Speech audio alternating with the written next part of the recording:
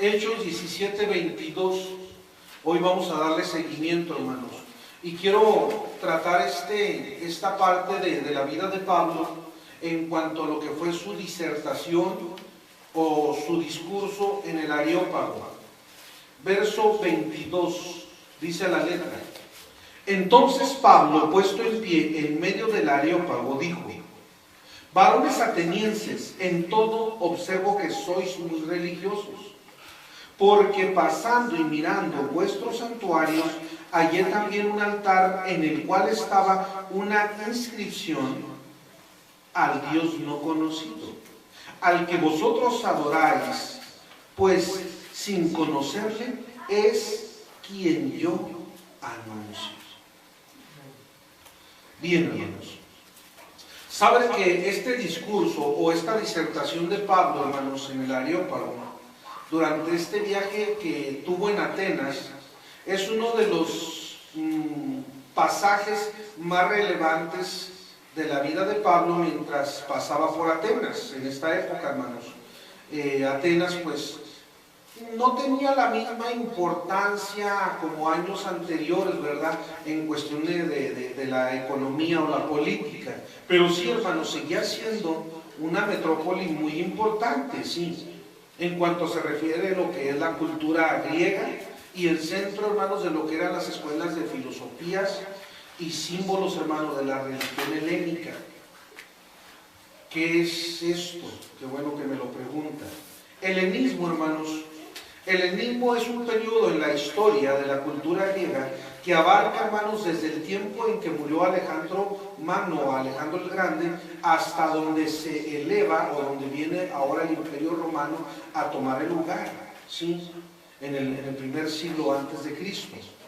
Eso es a lo que se le conoce el tiempo del helenismo, donde surgen, hermano, algunas doctrinas o algunas enseñanzas y los griegos se enfocaban mucho en cuanto a estas enseñanzas, ¿sí?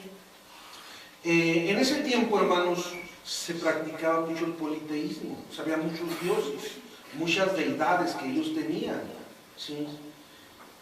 Este fue el centro, hermanos, para lo que era la cultura griega, la filosofía y la educación. Había muchos filósofos, hermanos, en aquel entonces, que tuvieron, hermanos, o a ellos en ese tiempo les gustaba mucho escuchar. Era su deleite, era su pasatiempo, era su profesión, escuchar lo que otros traían. Filosofías nuevas, enseñanzas nuevas. Por eso es, hermano, que cuando se dan cuenta que Pablo estaba en Atenas y habiendo corrido ya la fama de Pablo, a estos griegos, hermano, les llamó la atención de buscarlo y llevarlo al Areópago. ¿Qué es el Areópago? El nombre, hermanos, de Areópago viene siendo porque está en una colina afuera de la ciudad. Pero también, hermanos, se le designa al Consejo Supremo de Atenas, que se tenía en ese lugar sus sesiones, pues era como un cabildo. Quiere decir, hermanos, dos cosas pudiéramos pensar: que Pablo fue sacado de la ciudad de Atenas para poder, hermanos, estar a las afueras y escuchar su enseñanza con toda tranquilidad, sin perturbación de la ciudad. Pero también, hermano, se puede decir que Pablo fue llevado fuera o a ese lugar, hermanos, para pasar por un, ¿cómo se le pudiera decir?, por un consejo dentro de los filósofos, ¿sí?, e intelectuales de ese tiempo. Este discurso, hermanos, que tiene en este lugar llamado el Areópago, sabe, hermano, de que principalmente fue el refutar lo que era la filosofía griega, sí, y las tradiciones que eran muy populares en ese lugar. Vamos al verso 16 para poder entender, hermanos, del por qué Pablo estaba en ese lugar. Dice el verso 16: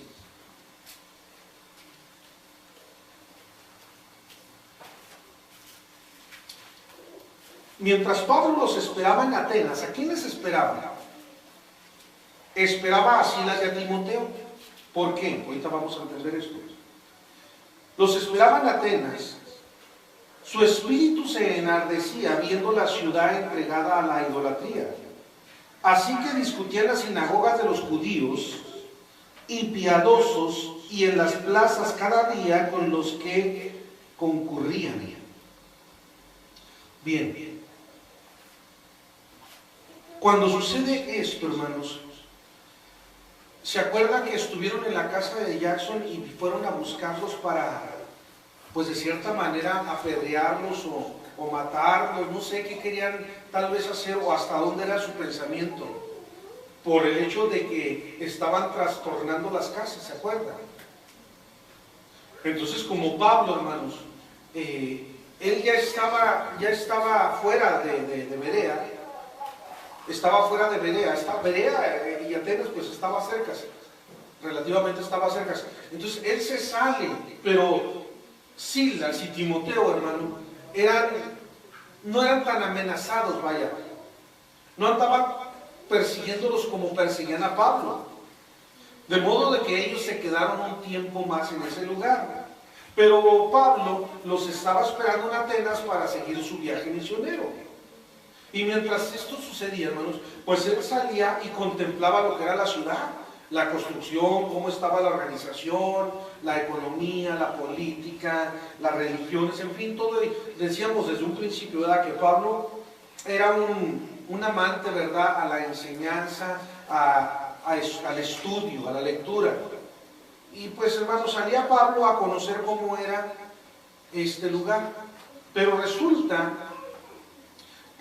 hermanos, que en el versículo 18 dice: y algunos filósofos de los epicúreos y de los estoicos disputaban con él, y unos decían: ¿qué querrá decir este palabrero? Y otros: parece que es predicador de nuevos dioses, porque les predicaba el evangelio de Jesús y de la resurrección. Bien, ¿qué estaba sucediendo, hermanos?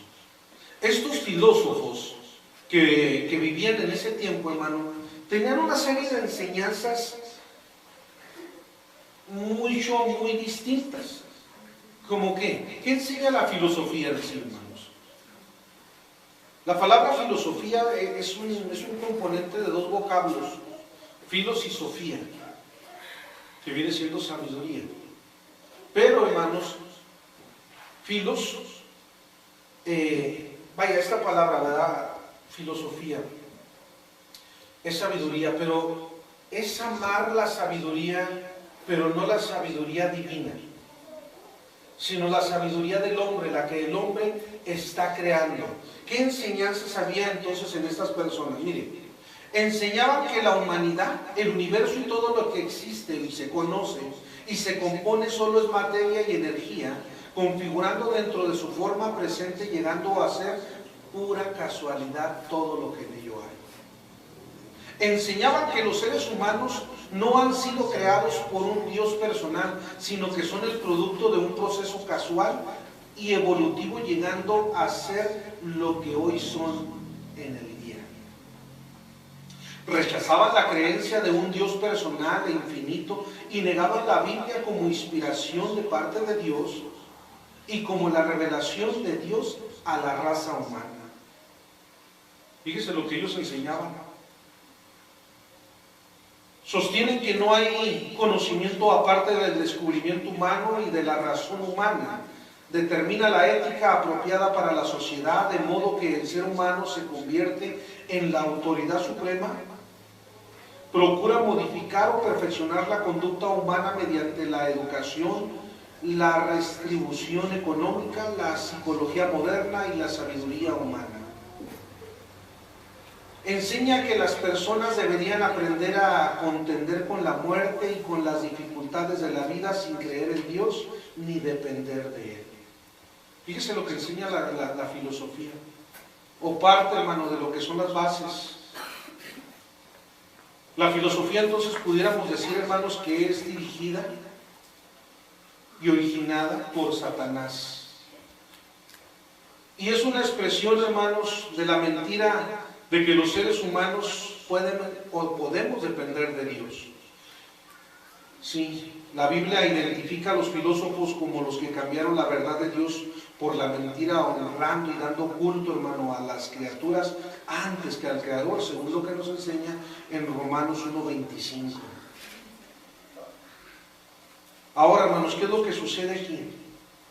Como líderes, como maestros, como pastores, como evangelistas, como ministros en general, tenemos, hermanos, que estar prestos, que estar apercibidos, que estar listos para poder combatir con este tipo de enseñanzas que se están introduciendo a las iglesias. Pero si nosotros no conocemos todo esto, hermano, si no conocemos lo que es el pragmatismo, el sincretismo, el hedonismo, si no conocemos, hermano, todo esto que se está infiltrando de la parapsicología, ¿qué va a suceder entonces con la iglesia? Por eso la importancia que Pablo, hermanos, tenía en cuanto a la enseñanza, porque dentro de las sinagogas se había infiltrado, hermano, mucha enseñanza errónea. Ellos, hermano, en aquel entonces habían sido influenciados, los judíos, por enseñanzas como las de Tales de Mileto. ¿Quién era Tales de Mileto? Un filósofo griego, hermano, nacido en Mileto, lo que era Asia Menor, en el año 625 a.C. Y fue el fundador de la filosofía griega, hermanos. Y él decía o enseñaba que todo procede, hermanos, o todo viene del agua. También, hermanos, introdujo la geometría en Grecia. Él decía, hermanos, que al principio, decíamos, ¿verdad?, que era el que se viniera del agua, hermanos. Y todo vuelve a ello. De ahí, hermanos, surgieron otros como Sócrates. Sócrates tuvo muchas enseñanzas o filosofías, hermanos. No hay algo en sí concreto, en sí del todo de él. Pero pues, él hablaba, hermano, mucho sobre lo que era la ironía. De ahí surgió un discípulo de él que se llamaba Aristóteles, un filósofo científico griego que comparte junto con Platón y Sócrates la distinción de ser los filósofos más destacados de la antigüedad.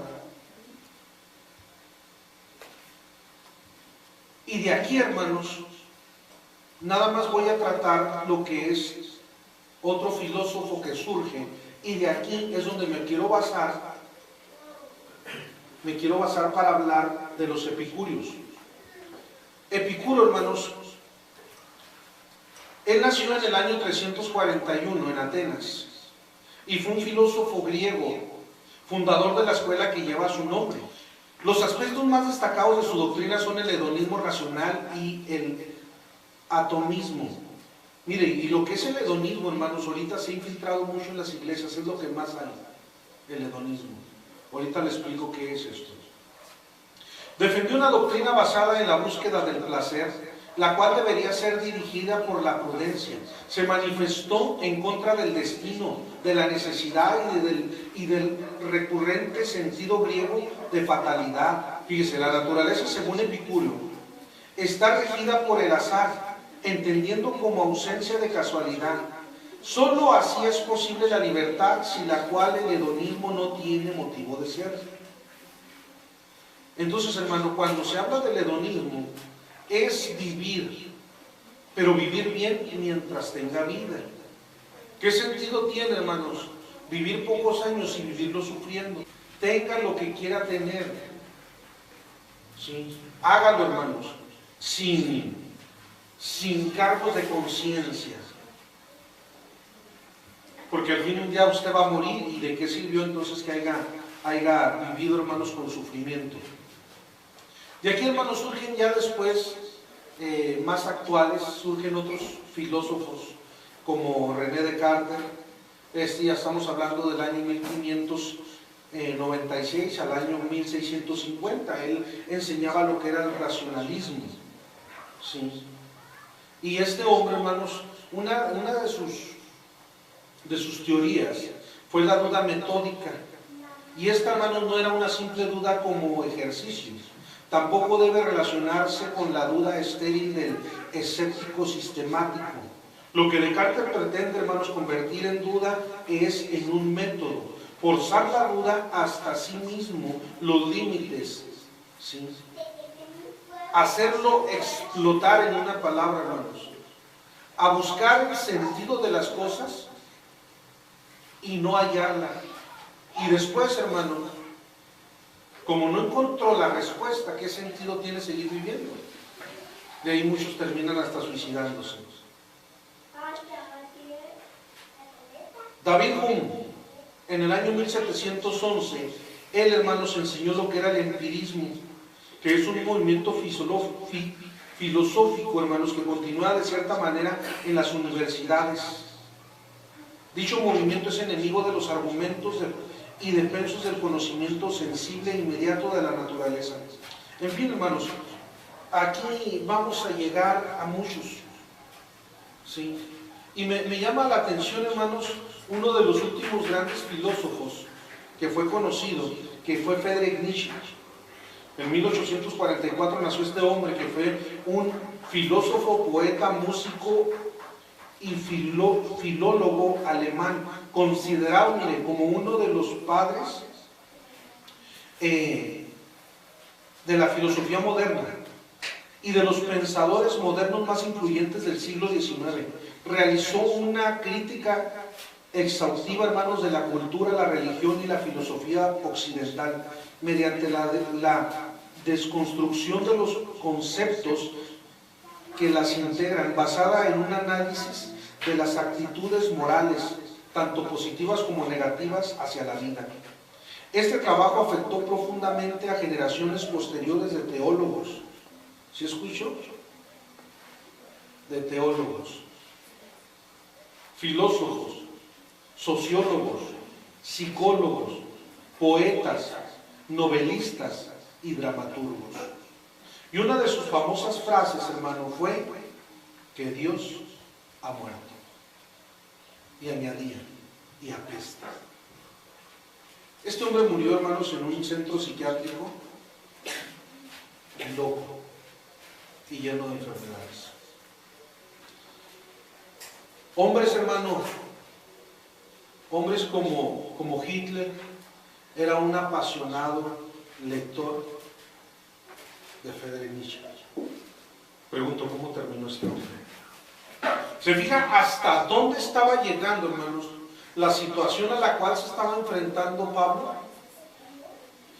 Ahora, digo yo, hermanos, nos hemos acostumbrado nosotros a conversar, a platicar con personas que muy apenas a veces saben cómo se llama la iglesia a la que asisten. Y algunos a lo mejor no saben ni cómo se llama el pastor. No saben, hermano, ni la doctrina básica. No conocen, hermano, los fundamentos. No saben siquiera, hermano, si hay un reglamento interior. Vaya, desconocen totalmente, hermano, de la situación que los enreda o que los envuelve, hermanos. Y platicamos con ellos y no saben. Y ese ha sido tal vez uno de nuestros problemas del por qué nosotros no hemos crecido. Porque hemos estado, hermanos, rodeados de gente que no sabe. Pero ¿qué sucedería, hermanos, si alguien que tiene un conocimiento amplio llega y nos hace pedazos? Esa era la preocupación de Pablo. Por eso en el capítulo 26 él decía, porque yo no he rehusado en enseñarles en todo, y por 3 años de noche y de día, con lágrimas en mis ojos, en enseñarles en todo, decía él, porque yo sé que después de mi partida, de entre vosotros se levantarán lobos que no perdonarán al rebaño. ¿Se fijan? Y hoy nos hemos acostumbrado nosotros a vivir con el Salmo 23, con Juan 3:16 y Génesis 1:1. Ese es el problema que hay entre nosotros, hermano. Dice que algunos de los filósofos, de los epicúreos y los estoicos disputaban con él. ¿Qué pasaría, hermanos, si ahorita un día nos agarra, o uno de estos días nos agarra un epicúreo moderno? ¿Qué haríamos? ¿Lo reprendemos? ¿Lo atamos? ¿Cancelamos sus palabras? ¿Qué hacemos, hermano? ¿Qué haríamos en cuestión de esto? Los epicúreos, hermanos, era una escuela salida, sí, del socratismo, que fue fundada por Epicúreo, decíamos.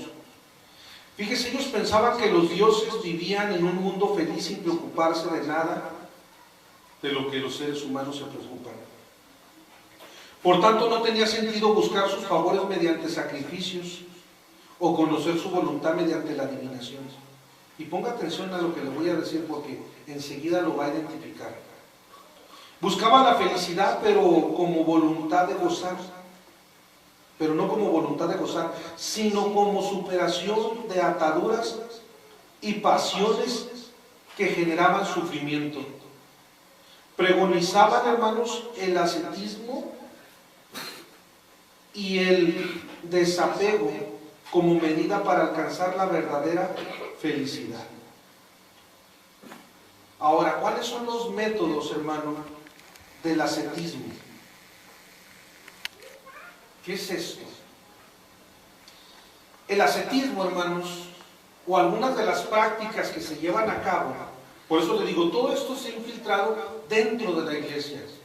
Ahí le va. ¿Sabe lo que es el celibato? Ellos lo practican. Sí, ellos practican mucho el celibato y dentro de las iglesias no faltará quien también lo haga. Ellos practican mucho el ayuno y lo toman como base.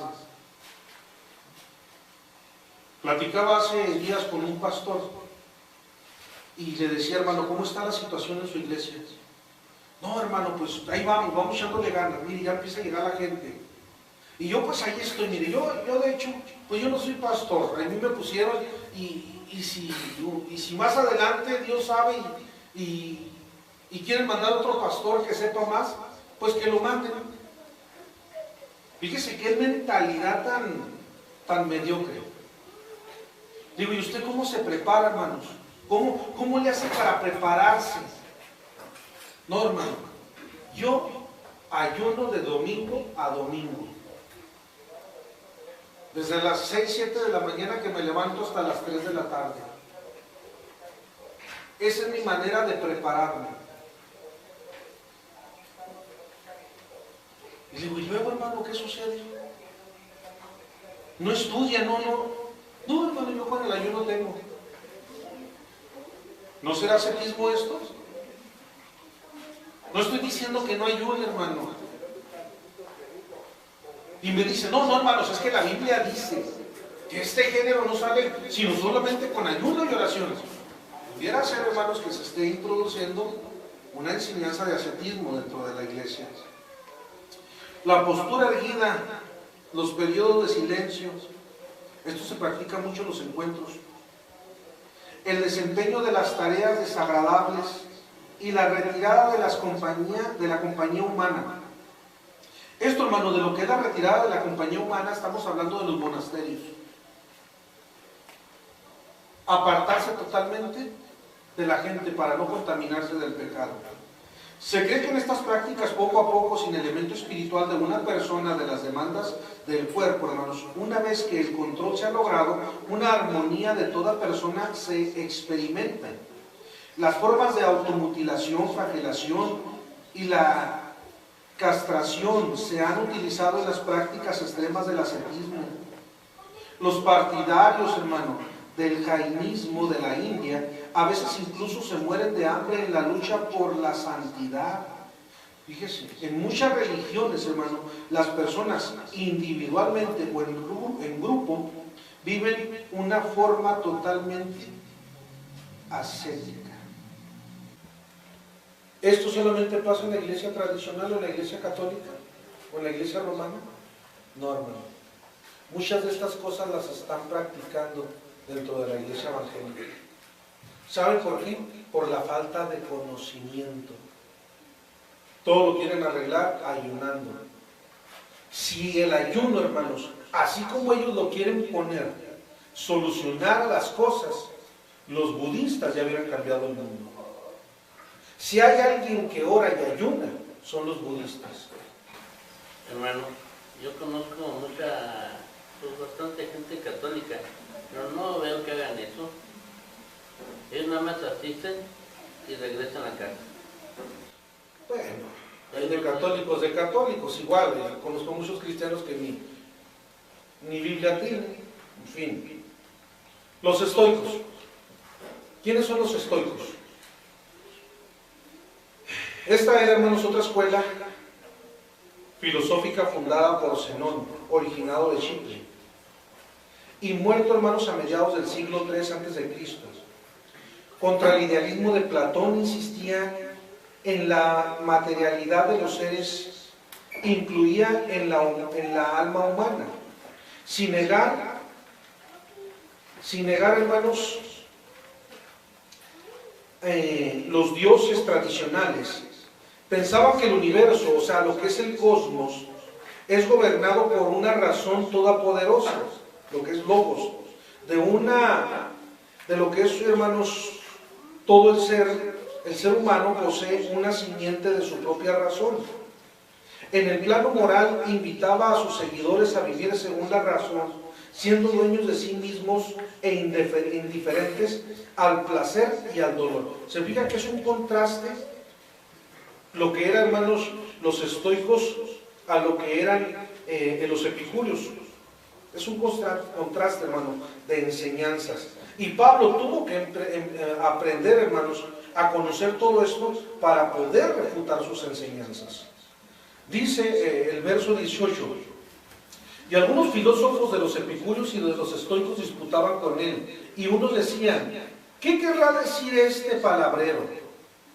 Y otros: parece que es predicador de nuevos dioses, porque les predicaba el evangelio de Jesús y la resurrección. Sabe, hermano, de que tanto a Pablo como, vamos a decirlo, a Sócrates, los llegaron a comparar. Decíamos la semana pasada que los ponían como dioses, y aquí lo estaban comparando con otro filósofo. ¿Sabe por qué? Porque hablaban, hermano, y confrontaban o exponían enseñanzas de ellos mismos. ¿Para qué? Para que viera que tenían conocimiento. ¿Sí? Para que supieran, hermano. Es como les he dicho, yo ahí en la casa tengo libros que usted dirá: ¿y para qué tiene esta basura aquí, hermano? ¿Sabe para qué la tengo? Para cuando llegan con enseñanzas totalmente torcidas, decirles: mire, de aquí sacaron esta enseñanza. Por eso es que anda todo torcido ahora.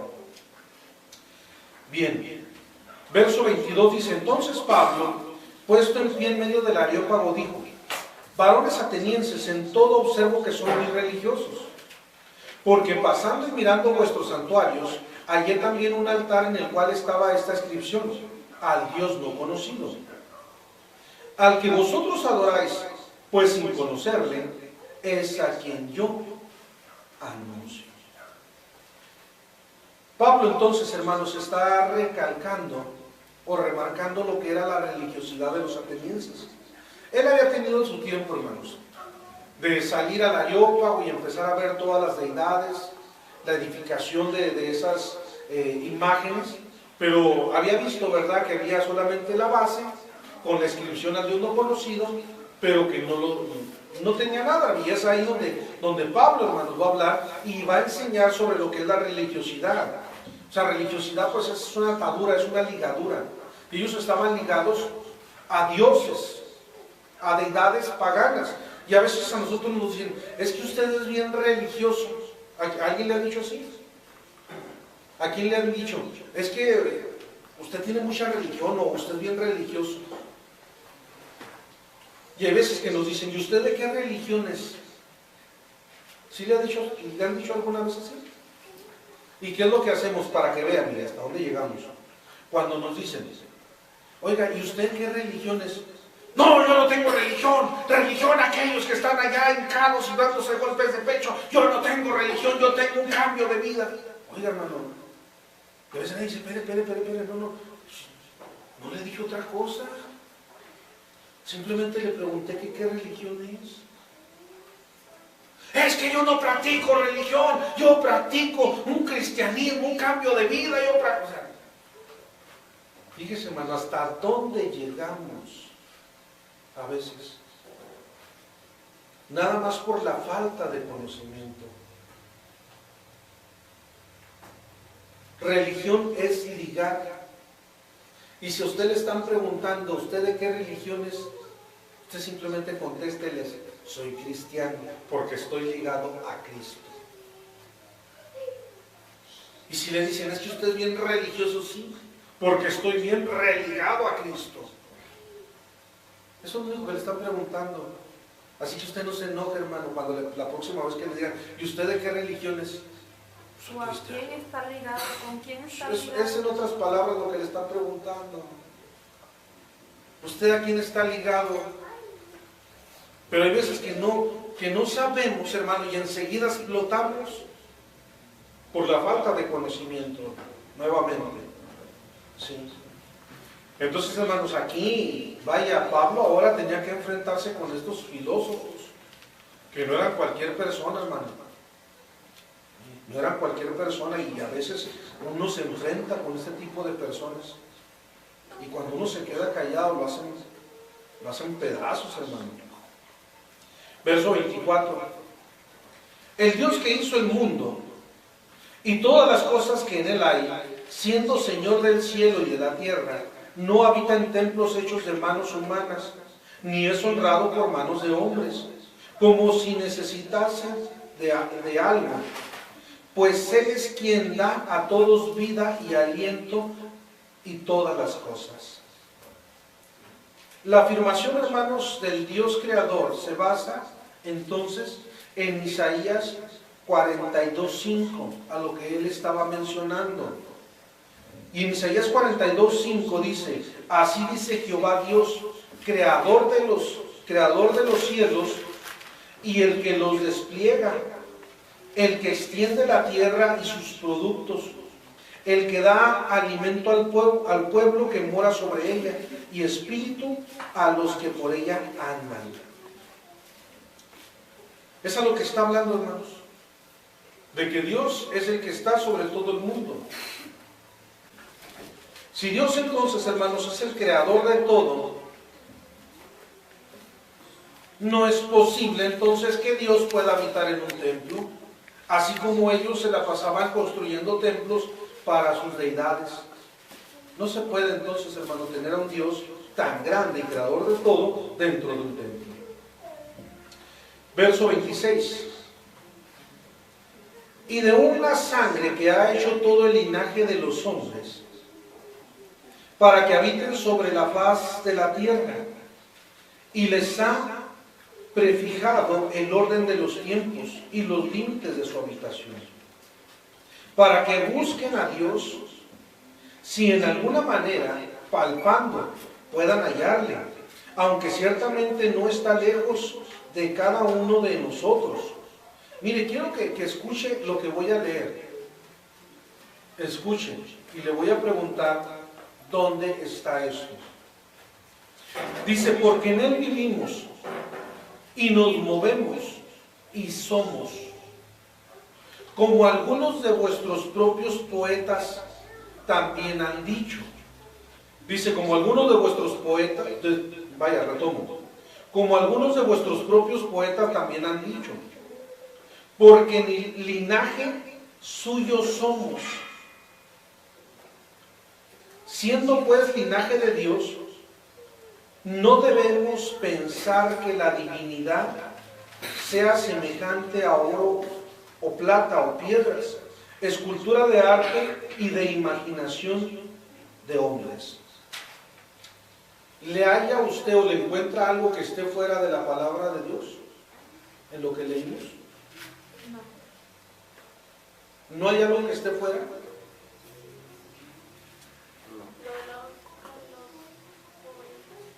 Bien, vamos a ver esto, Hermano, ¿de qué verso a qué verso leyó ahorita? Del 26 al 29. Miren, pongan atención en esto, porque así se nos van muchas cosas. Dice, como algunos de vuestros propios poetas también han dicho, porque el linaje suyo somos.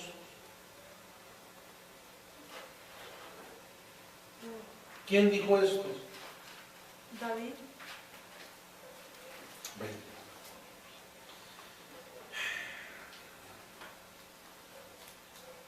¿Sabe, hermano? Decíamos que Pablo era un excelente conocedor de las culturas y que nosotros, hermano, a veces somos tan, ¿cómo decirlo? Espiritufláuticos.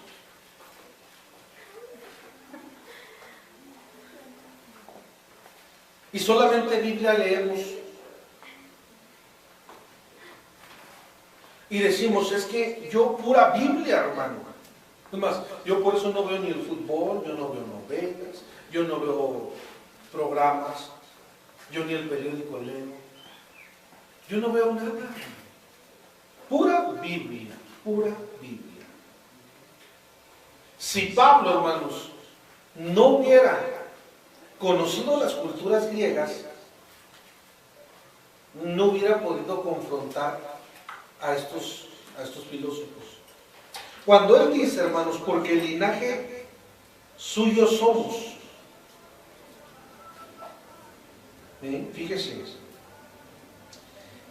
él cita, hermanos, dos frases. Verso 28, vamos a entender esto, y ponga mucha atención. El verso 28 inicia con esta frase: porque en Él vivimos, ¿sí? Y nos movemos y somos. ¿Sí entendió esta frase? Ahora va la última frase de este versículo: porque el linaje suyo somos. Y enseguida nosotros pensaríamos que está citando algún salmo. Sorpresa. Cuando dice, porque en Él vivimos y nos movemos. Esta frase, hermano, fue dicha por Epiménides, que fue un filósofo y poeta griego del siglo VI antes de Cristo. ¿Cómo es que Pablo sabía esto?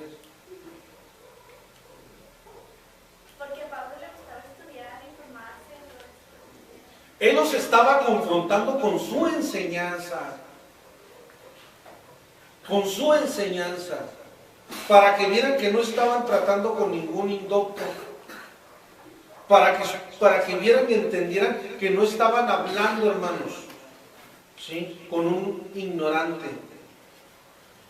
Dice la siguiente frase: somos también su linaje. Porque el linaje suyo somos. Aquí ya cita el poema de David. No es ningún poema de David. Cuando dice aquí esta frase, porque el linaje suyo somos, aquí está citando el libro Fenómenos de un poeta de Sicilia llamado Aratos, que vivió en el siglo III antes de Cristo. ¿Se fija? ¿Se fija que no está hablando ni de la Biblia, ni de un salmo? ¿Se fija cómo se puede infiltrar, hermano? Y este versículo ha sido, hermano, motivo para que muchos escépticos digan, la Biblia no es inspirada por Dios. ¿Por qué? Porque Dios no tiene necesidad de inspirarse a su vez en poetas griegos. ¿Se fija? ¿Cómo a veces leemos cosas y pasan por alto, las pasamos por alto y nunca las entendemos. ¿Hasta dónde a veces llegamos, hermano? ¿Sí? Aratos, hermano, de Solos, que vivió en el año 315 al año 240 a.C., fue un poeta y astrólogo griego, fue discípulo de los estoicos y escribió el poema didáctico Los Fenómenos. Comprendió entonces Pablo, hermanos, cuando enfrenta a los estoicos, les está diciendo: yo sé por dónde ustedes quieren venir, yo los conozco y conozco sus enseñanzas y doctrinas. Entonces, esto no es, hermano, para contender nada más así. Por eso Pablo decía: es que yo lo que enseño, lo que hablo, no lo hago como tirando golpes al viento, no lo hago nada más como diciendo argumentos sin bases. No, yo lo que enseño, lo que hablo, es porque lo he estudiado. Porque es bien fácil, hermano, pararse y decir y hablar, y hay veces decir todo lo que enseñamos o lo que hablamos fuera del contexto. ¿Sí? Fíjese la importancia entonces que tiene. Concluyo. Verso 30 dice: pero Dios, habiendo pasado por alto los tiempos de la ignorancia. ¿Cuántos somos ignorantes aquí? Todos. No sabemos. Por eso estamos aquí. Si yo fuera un erudito, un teólogo, un exégeta, pues ya no tendría necesidad de venir a estudiar. Pero como soy un ignorante de la palabra, de la escritura, pues aquí estoy para aprender. Entonces, ya dice que pasando por alto los tiempos de la ignorancia, Dios pasa por alto y ya nos perdona por eso. ¿Sí? Mas no bendice la ignorancia. Dice: ahora manda a todos los hombres en todo lugar, ¿sí?, a todos que se arrepientan, por cuanto ha establecido un día en el cual juzgará al mundo con justicia, por aquel varón a quien designó, dando fe a todos por haber levantado a los muertos.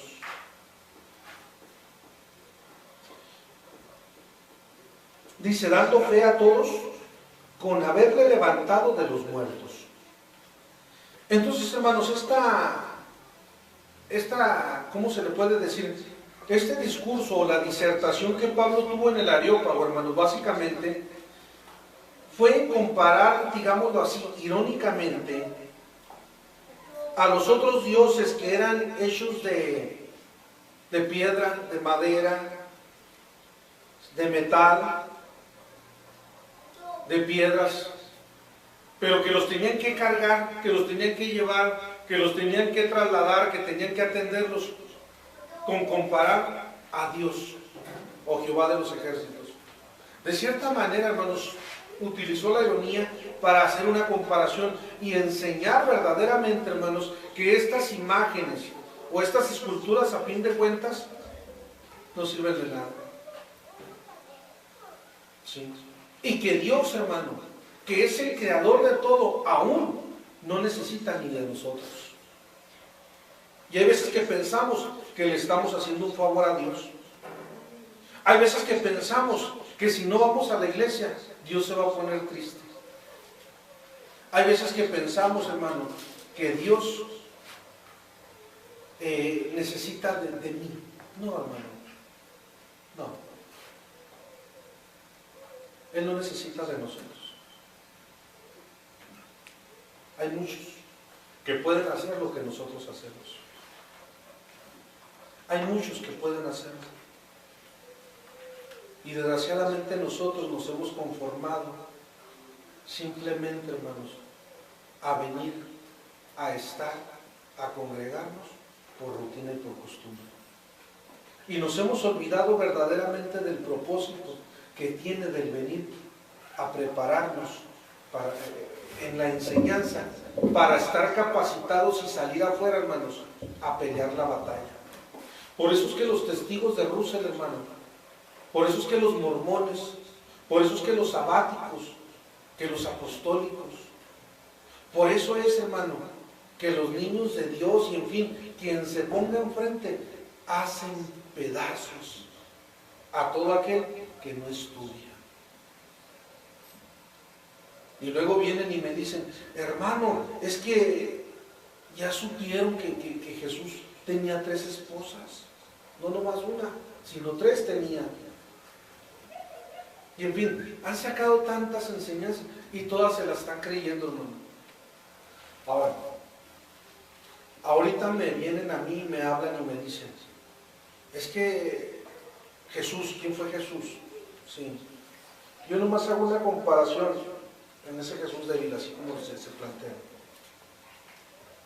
Alá murió, ¿y dónde está Alá? Buda murió, ¿y dónde está Buda? Confucio murió, ¿y dónde está Confucio? Juan Diego murió, ¿y dónde está Juan Diego? Russell murió, ¿y dónde está Russell? Aarón murió, ¿y dónde está Aarón Joaquín? ¿Sí me entiende? Ahora Jesús murió, ¿y dónde está Jesús? Esa es la diferencia, hermano. Esa es la diferencia. ¿Dónde está Jesús? Bien.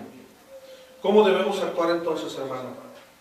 Resulta que hoy, hermanos, tenemos que buscarla con la sabiduría y conocimiento de su palabra, de la Escritura, para poder tener, hermanos, precisamente un mensaje bien trazado y bien dirigido y refutar las enseñanzas que se están metiendo a las iglesias. Sí. Hoy nada más así trate rápido lo que es la filosofía. Hay enseñanzas que se meten, como lo que es el humanismo. Hay enseñanzas, hermano, como lo que es la psicología, la parapsicología. ¿Sí? Las iglesias están llenas de pragmatismo, de sincretismos. Y nosotros, dormidos en nuestros laureles. Yo creo que ya es tiempo, hermano, de despertar. Y si Pablo un día dijo, ser imitadores de mí, ¿cuántos de nosotros estaríamos dispuestos a decir lo mismo?